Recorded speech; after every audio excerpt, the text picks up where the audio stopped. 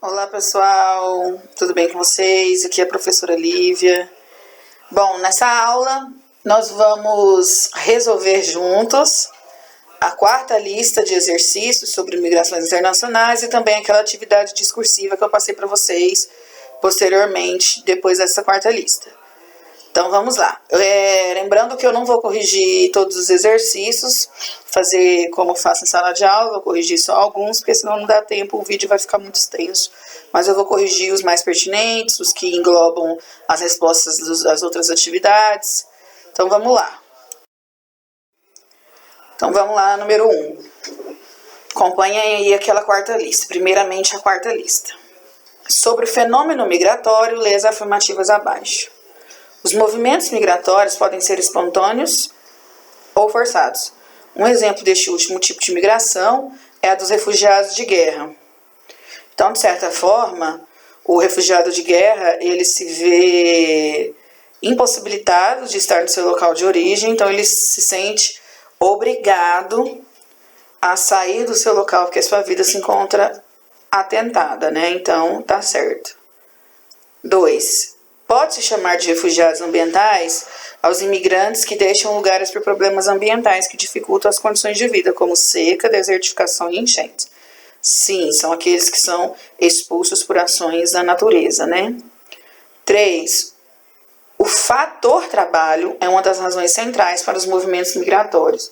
É motivo, por exemplo, para a imigração de brasileiros para os Estados Unidos. Claro, é o fator trabalho que se engloba e se encaixa aí as migrações econômicas, de razões econômicas, é um dos motivos centrais para esses movimentos migratórios. E a maioria dos brasileiros que vão para os Estados Unidos são justamente procurando melhores oportunidades de emprego. 4. A Europa foi um importante foco de imigração a partir do século XV, até aproximadamente a metade do século XX, recebendo imigrantes das colônias e ex-colônias, que buscavam as boas condições de vida nas cidades europeias. Não, negativo, era justamente o contrário. O movimento era de pessoas, de cidadãos que viviam nas metrópoles e que iam em direção à colônia na época da colonização, na época do povoamento, dos descobrimentos das nações, principalmente aqui nas Américas. Então, essa alternativa aqui ela já começou errado, porque o movimento ele é justamente o contrário. Atualmente, este continente transformou-se em áreas de emigração, com pessoas que se dirigem em busca de novas oportunidades em outros continentes, como o americano, o africano e o asiático. Não.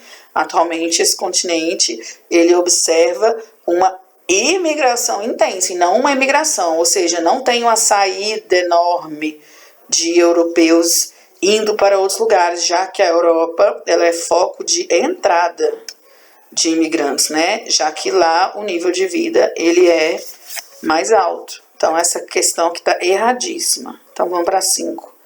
O Brasil, no século XIX, foi a área de atração de imigrantes que buscavam novas oportunidades. Até aí tudo bem. Sendo o maior grupo de origem latino-americana, paraguaios, argentinos, bolivianos, etc. Não. Como eu disse para vocês lá em sala de aula, o Brasil no século XIX ele foi a área de atração de imigrantes europeus, principalmente de alemães, italianos, poloneses. Então aí em vermelho eu marquei para vocês a alternativa correta. Então a alternativa correta é 1, 2 e 3 estão corretas. A 4 e a 5 está erradíssima. Então agora vamos para o número 2. Então, as discussões sobre a migração começam tipicamente com uma descrição dos fluxos entre países em desenvolvimento e países envolvidos, ou aquilo que por vezes é livremente e inadequadamente designados por fluxos de sul-norte. Ou seja, que a migração internacional ela sai de países aqui do hemisfério sul, cujo hemisfério contém a maioria dos países mais pobres, em direção aos países do hemisfério norte. Então, sobre as migrações no mundo contemporâneo, assinale a alternativa correta. 1. Como resultado da globalização, as migrações internacionais se tornaram mais numerosas do que as migrações internas. Errado. Apesar de as migrações internacionais terem crescido bastante devido a essa globalização, devido às inovações tecnológicas, devido ao fluxo enorme de capital e de comunicação. As migrações internas ainda são maiores do que as internacionais, porque as migrações internas, elas ocorrem o tempo todo em todos os países. Então, é claro que ela ainda é maior. Então, essa está errada. Então, a 2. A maior parte das migrações internacionais ocorre entre países que possuem níveis semelhantes de desenvolvimento econômico, considerando-se os critérios da Organização das Nações Unidas. É igual eu disse para vocês na última videoaula, que por mais que o nosso senso comum, a gente pense que a maioria das migrações ocorre de países subdesenvolvidos para países desenvolvidos, não é verdade. A maioria das migrações, elas ocorrem em países que possuem níveis semelhantes, elas vão ocorrer dentro do próprio continente. É um país emergente para outro país emergente, é um país subdesenvolvido para um país emergente, isso vai ocorrer dentro do próprio continente. É um país desenvolvido para outro país desenvolvido. Claro que vai haver muitas migrações internacionais de países subdesenvolvidos para os desenvolvidos, mas este movimento ele não é a maioria. A maioria é de países que possuem desenvolvimento econômico semelhante, ou então um pouco melhor do que aquele que você está inserido. Então, essa está certa. Então, 3. As taxas de imigração entre países de IDH muito elevados são, em média, superiores àquelas vigentes entre países de IDH baixo. Então, estão corretas. Eu coloquei para você a letra C. Apenas as afirmativas 2 e 3 estão corretas. Então, vamos agora para a próxima questão. A número 3. Aproximadamente 175 milhões de pessoas vivem hoje fora de seu país de origem. Esse número engloba tanto os que deixam sua terra natal por vontade própria e decidem viver no exterior, de forma legal ou ilegal, quanto os refugiados. Considerando as afirmações contidas no texto, é correto afirmar. Então, eu marquei para vocês a alternativa correta é a letra B. O Brasil se tornou um país receptor de imigrantes sul-americanos devido ao bom desempenho de sua economia e da pobreza verificada nos países imigrantes vizinhos. O Brasil, hoje, ele é, dentro dos países sul-americanos, ele é o principal foco de atração dessa população desses países sul-americanos.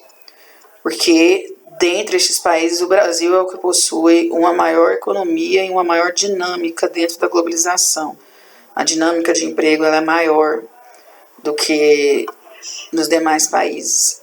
Então, vamos ver por que as outras estão erradas. Então, a letra A, por que ela está errada? O expressivo aumento da imigração ilegal da África subsaariana para a Europa está relacionado aos conflitos étnicos daquele continente e à expansão da economia europeia, registrada nos últimos 5 anos. Nos últimos 5 anos, não houve uma expansão da economia europeia, houve uma retração. A Europa está ainda em crise.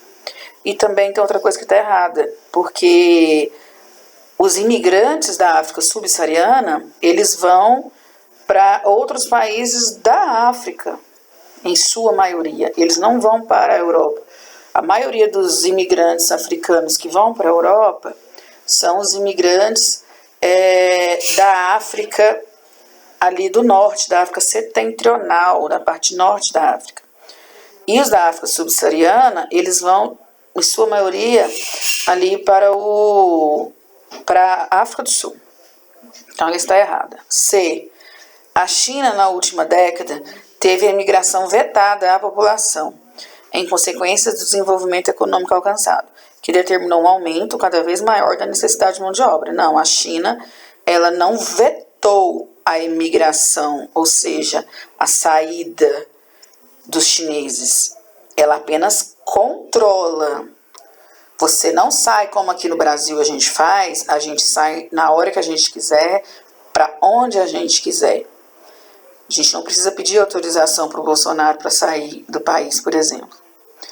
Já lá na China, você precisa ter autorização. Então, ela é controlada, mas ela não é vetada. Então, a D. a Austrália vem tomando duras medidas contra refugiados e imigrantes ilegais, em função da exiguidade do seu território e da concorrência no mercado de trabalho. Sim, ela vem tomando duras medidas, porém, não em função da exiguidade, porque exiguidade significa pequeno e o território da Austrália é um território muito grande. Então tá errada. Então a letra E. Os Estados Unidos, nos dias atuais, devido à crise econômica, apresentam como o país de maior imigração do globo? Claro que não, né? Erradíssimo. Imigração não é a saída? E os amigos norte-americanos, eles não são a população que mais sai, pelo contrário, eles são a nação que mais recebe esses imigrantes. Então, alternativa correta, letra B. Então, vamos dar continuidade à correção. Questão número 4. Neste país, aproximadamente 30% dos filhos de estrangeiros são descendentes de um determinado grupo de imigrantes, somando mais de 7 milhões de pessoas. Eles já são a metade de todos os imigrantes constantes deste país e também a maior parcela dos imigrantes ilegais. Talvez por isso, a violência, o abandono e a perseguição aguardam os que ainda tentam entrar pelos quase 4.000 quilômetros de fronteira. Então, ele deixou aí bem claro que é fronteira. Então, matou a questão está muito fácil. Então, o texto aborda a situação atual dos imigrantes. Então, vamos supor que você não sabe que a maioria dos imigrantes nos Estados Unidos é de mexicano, porque a resposta certa é a letra B, né? Mexicano nos Estados Unidos. Então, vamos supor que você não sabe disso, que a maioria dos imigrantes dos Estados Unidos são de mexicanos. E que é uma parcela bastante considerável dessa nação. Mas só de estar escrito fronteira e você perceber que nas outras alternativas não são países fronteiriços, você já consegue ir para obvialidade, você já consegue matar a questão. Porque turcos na Alemanha, Turquia não faz fronteira com a Alemanha. Brasileiros em Portugal, aí na C, Brasil não faz fronteira com Portugal. Na D, argelinos na França, Argélia na África, não faz fronteira com a França. Paquistaneses na Inglaterra, Inglaterra é uma ilha e o Paquistão está lá na Ásia, então nada a ver, não é fronteira. Então, quais são a alternativa que sobra aí de fronteira? Se você não matou pela explicação ali na questão, letra B, mexicanos nos Estados Unidos. Ok? Então, vamos dar continuidade. Então, agora vamos para o número 6, né? Como eu disse para vocês, não vou corrigir todos, então vou pular algumas. A 6, você percebe aí nessa lista que eu passei para vocês, na quarta lista, que é a única questão discursiva da lista, o restante é só de marcar X. Porque as discursivas eu deixei para a lista de atividades, que vai ser que nós vamos corrigir agora. Então, vamos para a 6. Enquanto um povo se uniu em 1989 sobre as ruínas de um muro que ia de Dresden a Berlim, outros muros são levantados na atualidade para separar os homens, tornando-os estrangeiros e inimigos.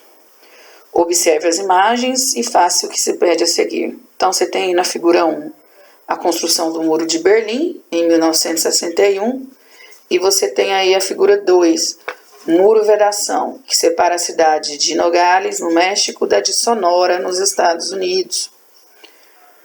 Então, antes de ir para a alternativa A, você já percebeu aí, você já sentiu a vibe da questão. Porque nessa questão a gente percebe que o autor da questão, ele está fazendo uma crítica à hipocrisia da sociedade mundial e, sobretudo, a hipocrisia da sociedade estadunidense, né? Que abominava o Muro de Berlim e vibrou com a sua queda, mas nos dias de hoje acha justo a construção do muro entre os Estados Unidos e o México, né?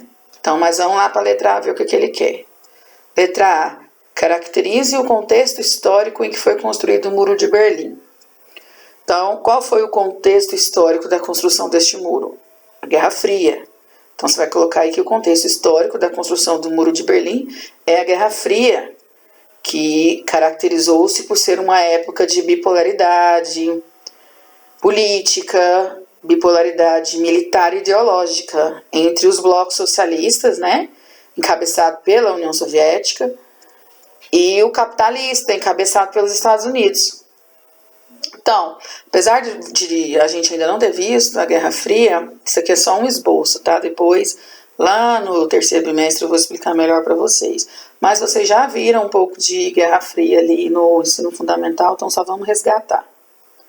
Então, este muro, ele foi criado em 1961, como diz aí na imagem.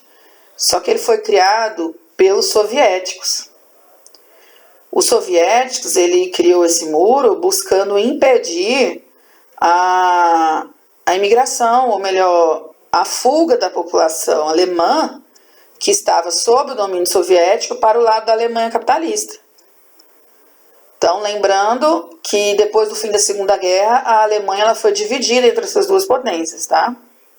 Então, este é o contexto histórico de Guerra Fria, um contexto de bipolaridade, de equilíbrio de poder entre Estados Unidos e União Soviética, e o muro ele foi criado pelos soviéticos para impedir a fuga dos alemães da parte soviética para a parte capitalista. Então, letra B. Identifique dois aspectos relativos às tensões vividas na fronteira entre Estados Unidos e México na atualidade. Então, vamos para esse muro mais atual.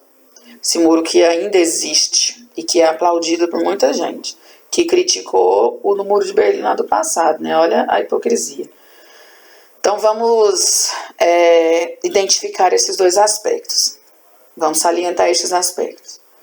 Então, você coloque aí que, devido à crise política e econômica que o México enfrenta desde sempre, e a proximidade territorial com os Estados Unidos, né, eles fazem fronteira, milhões de mexicanos atraídos por uma vida melhor, por melhores oportunidades de trabalho e enriquecimento, eles cruzam a fronteira em direção aos Estados Unidos. Essa imigração intensa, ela gera tensões e mortes na fronteira, além, né, de prisões dos imigrantes ilegais, sem esquecer também, pessoal, o intenso tráfico de drogas e de armas que ocorre na fronteira, além da prostituição de mulheres mexicanas nas fronteiras aí entre o México e os Estados Unidos. Ok? Questão número 8. Nos cadernos internacionais dos principais jornais, já se tornou rotina a leitura de notícias sobre a travessia em barcos toscos e frágeis de africanos que tentam vencer o Mediterrâneo e chegar às terras europeias. Os que sobrevivem, em geral, são presos e obrigados a fazer o caminho de volta. A Europa não quer mais imigrantes. Isso aí a gente vê todos os dias nas mídias, né? Estes barcos extremamente lotados e essas pessoas extremamente vulneráveis, famintas, passando todo tipo de apuros, com sede, amontoadas umas às outras, tentando cruzar o mar Mediterrâneo em busca de melhores condições de vida e sair daquele sofrimento e daquelas guerras que eles estão mergulhados, né? Mas a Europa não quer mais imigrantes, assim como os países desenvolvidos. Então, refletindo sobre o conteúdo do texto, é correto afirmar que, então, a resposta certa é a letra E. A globalização neoliberal promove a livre circulação de capitais e mercadorias, mas fecha as fronteiras para a força de trabalho. Ou seja, a globalização, ela permite e ela quer, porque isso é bom para o capital, isso é bom para fomentar a economia, ela quer a livre circulação de mercadorias e capitais. Ela quer que o mundo ele receba, principalmente o mundo emergente, subdesenvolvido, receba cada vez mais os produtos vindos desses países desenvolvidos, mas não quer essas pessoas. Então, a letra correta é a letra E. Você vai perceber aí que as demais questões elas estão muito fáceis de você perceber que por que elas estão erradas. Olha, letra A. O ciclo migratório africano e mundial está em fase de esgotamento? Não. Pelo contrário, as mazelas elas continuam, só tendem a crescer e a migração também só vai crescer. Então já começou errada, não está em fase de esgotamento, pelo contrário, está intenso. Pois a automação crescente das atividades econômicas não prevê mão de obra pouco qualificada. Não, a maioria dos países do mundo estão inseridos ainda dentro daquele processo de Fordismo e de primeira revolução industrial. Então, as empresas de automação altamente tecnológicas, elas são minorias. Elas são maiorias em países desenvolvidos, mas em relação à quantidade, elas são minorias. Porque a maioria dos países são pobres, né? B. Os acordos econômicos e diplomáticos entre os países de emigração, ou seja, aqueles que saem e aqueles que recebem os de emigração, têm sido postos em prática para coibir a movimentação, sobretudo de homens jovens?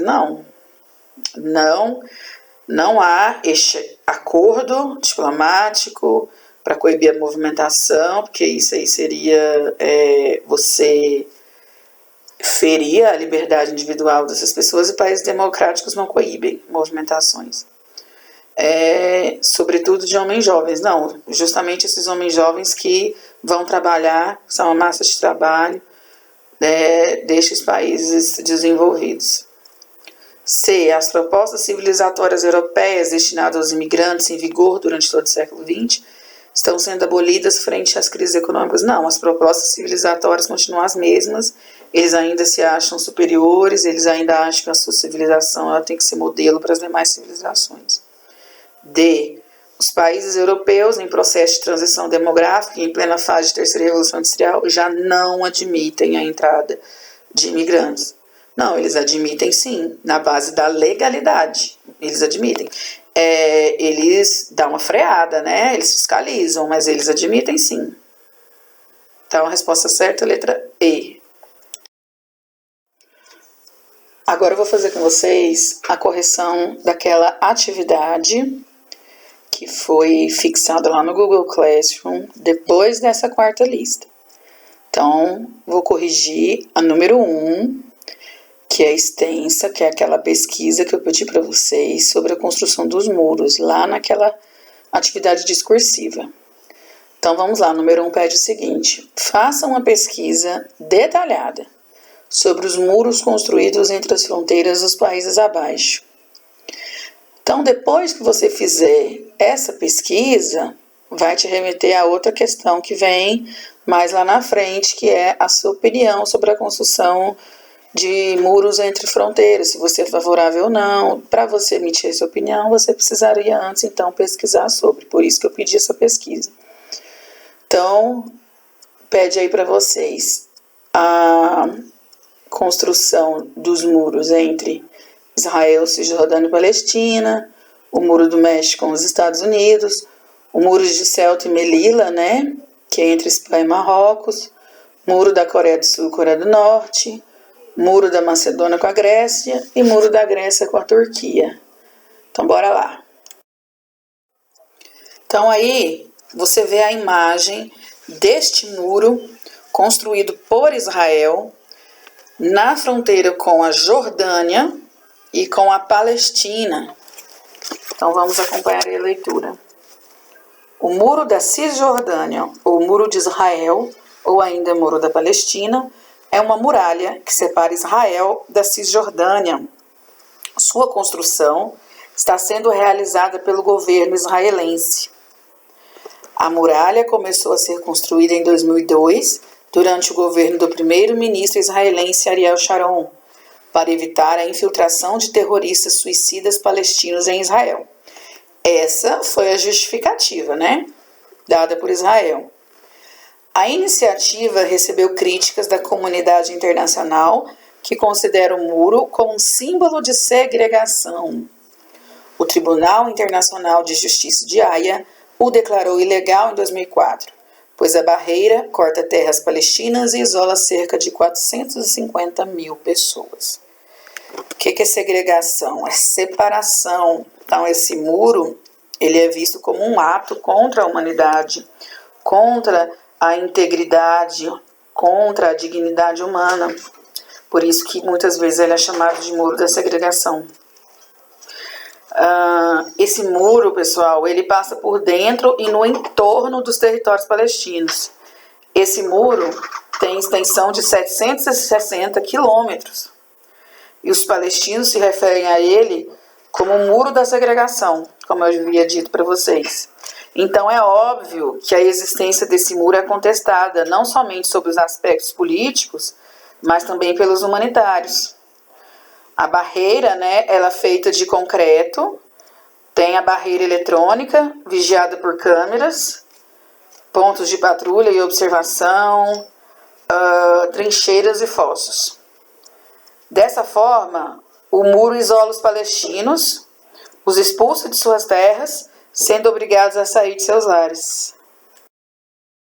Então, nós temos aí nessa imagem, né, uma parte do perímetro do muro construído pelos Estados Unidos na fronteira com o México, né? Questão essa que a gente já falou há um tempo atrás, ali nas questões anteriores. Mas, como está pedindo aí nessa questão, eu vou ler aqui para vocês, para a gente relembrar. O muro construído pelos Estados Unidos na fronteira com o México é o símbolo da política anti-imigração norte-americana, num esforço contra os chamados coiotes, responsáveis por atravessar clandestinamente pessoas pela fronteira.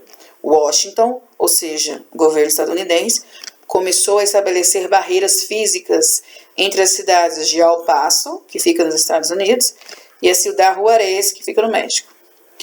E também barreiras físicas entre San Diego, nos Estados Unidos, e Tijuana, no México. Com os ataques de 11 de setembro de 2001, lá aqueles ataques feitos pela Al-Qaeda, encabeçados pelo Osama Bin Laden, né? Nas Torres Gêmeas, no Pentágono. Então, depois desses atentados, os Estados Unidos apertaram ainda mais o cerco, temendo que terroristas pudessem entrar em território norte-americano via México. Mais uma vez, essa é a justificativa fajuta, né, que os Estados Unidos dão para tentar aí amenizar essa situação de construir um muro separando a América, né, uma da outra. Porque os Estados Unidos construindo esse muro, ele não está separando somente o México dos Estados Unidos, aos cidadãos mexicanos dos estadunidenses, ele está separando todos nós que ficamos aqui na América Central e na América do Sul, né?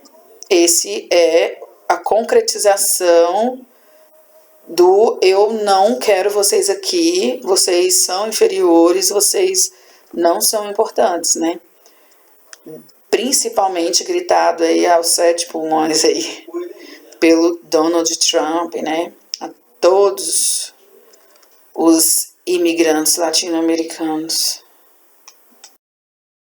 Nessa imagem, você vê o muro construído pela Espanha ali na fronteira de Ceuta e Melilla com o Marrocos, ou seja, ali na África. Então acompanhem aí. Ceuta e Melilla são o enclave espanhol na África. O que é um enclave? O enclave, ele é um território diferente, um território distinto politicamente, socialmente, culturalmente, que está inserido dentro de um outro território. Ou seja, você tem então aí 2 cidades espanholas encravadas no litoral do Marrocos.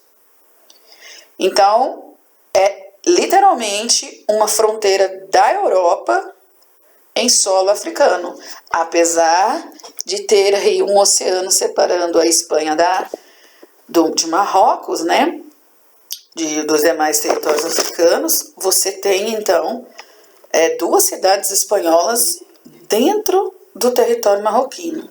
Então, isso é um enclave, tá? Por isso que você pode ter visto aí na internet o muro entre Espanha e Marrocos. Ah, como assim? Eles não fazem fronteira? Dessa maneira aí. Ceuta e Melilla, dentro do Marrocos, porém, é de posse espanhola. Então, Ceuta e Melilla são um enclave espanhol na África e representam um resquício do colonialismo europeu no continente africano. Sob o domínio espanhol, As duas cidades fazem divisa com o Marrocos e estão muito próximas do Estreito de Gibraltar, pequeno intervalo oceânico que separa os dois continentes. Até os anos 1990, a divisão entre os territórios espanhol e marroquino era pouco perceptível e o trânsito de pessoas de um local para o outro era comum. Com a institucionalização da União Europeia e a política de livre circulação de cidadãos europeus, a Espanha foi incentivada, ou melhor dizendo, obrigada, a apertar o cerco em suas zonas fronteiriças. Assim, foram erguidos muros que chegam juntos a 20 quilômetros de extensão, com o objetivo de impedir a imigração de africanos para a Europa. Nessa imagem nós temos aí uma parte da fronteira entre a Coreia do Sul e a Coreia do Norte. E essa fronteira, ela foi feita ao longo do paralelo 38. O que é esse paralelo 38? É uma linha imaginária. É uma linha imaginária que se encontra a 38 graus ao norte da linha do Equador.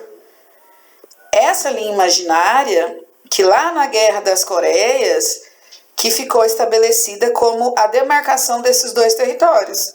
Ou seja, uma parte da Coreia do Sul, capitalista, e a outra parte, Coreia do Norte, socialista.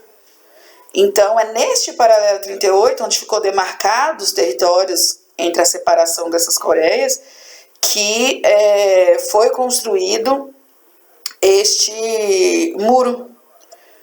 Então, olha só, percorrida ao longo do paralelo 38, a faixa de terra que divide a Península Coreana em dois países tem 250 quilômetros de comprimento.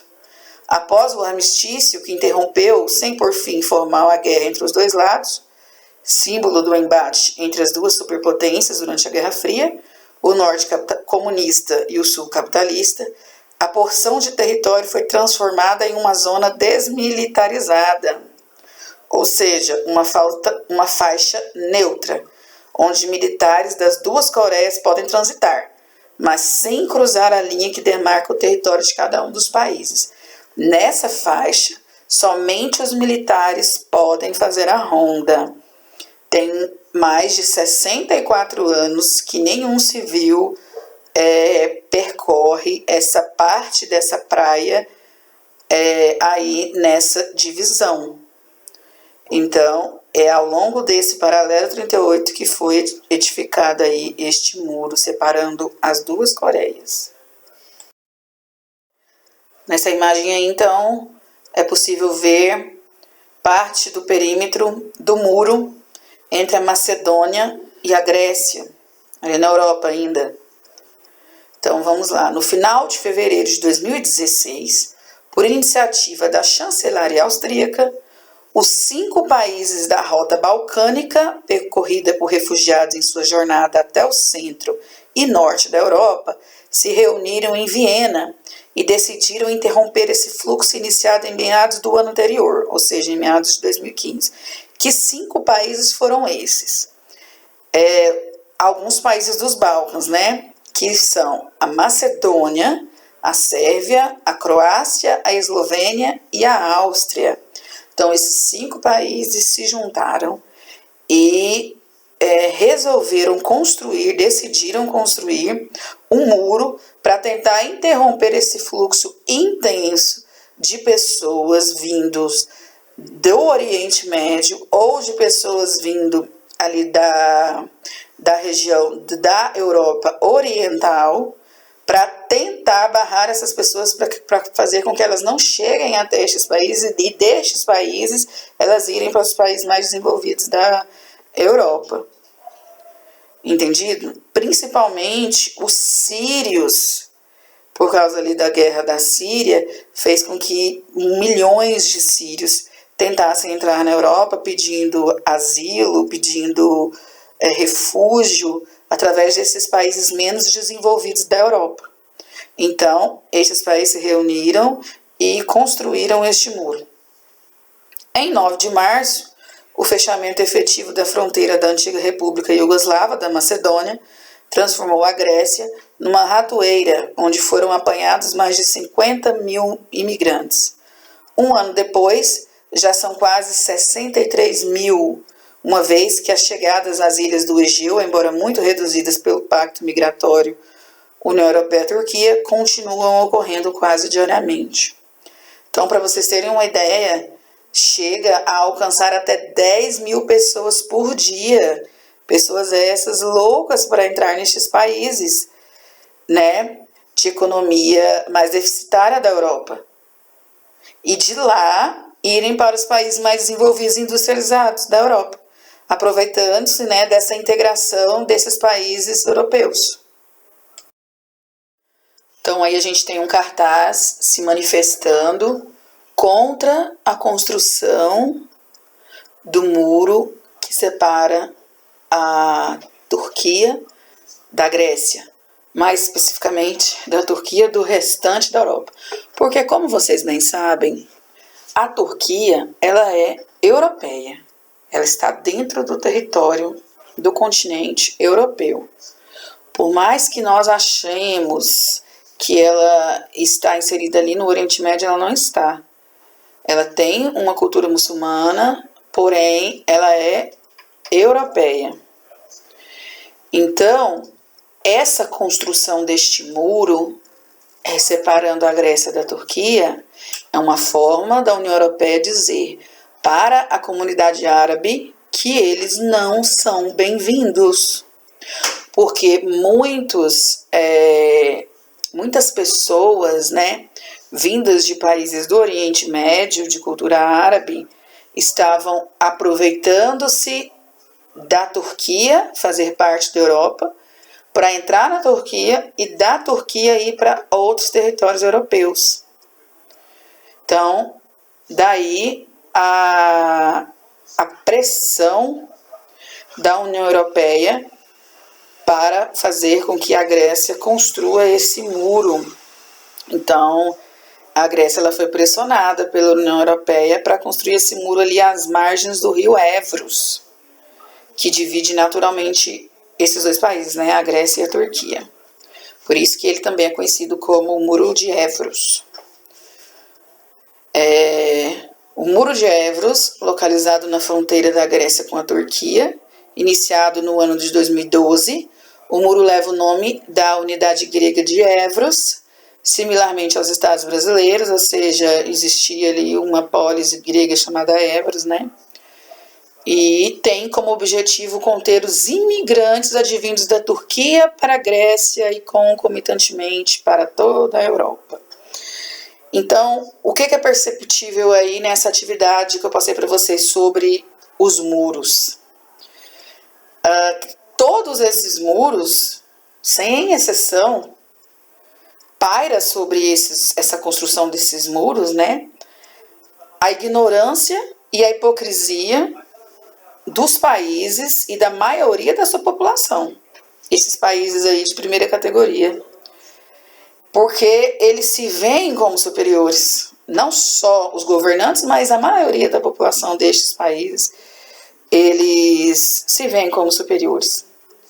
Então, além disso, a construção desses muros, né, reflete também na instabilidade econômica que ocorre no mundo todo, abrindo caminho para discursos nacionalistas e conservadores, que é o que a gente está vendo aqui no Brasil, inclusive, né?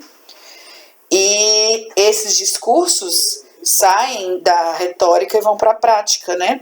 E acabam que se mostram extremamente agressivos, violentos e xenofóbicos. Então é isso, pessoal. Espero que vocês tenham gostado da aula de hoje. Na próxima aula, né, mas posteriormente, eu vou dar continuidade na correção dessa atividade discursiva aí nos demais exercícios que ficou faltando, ok? Tchau, tchau, até mais.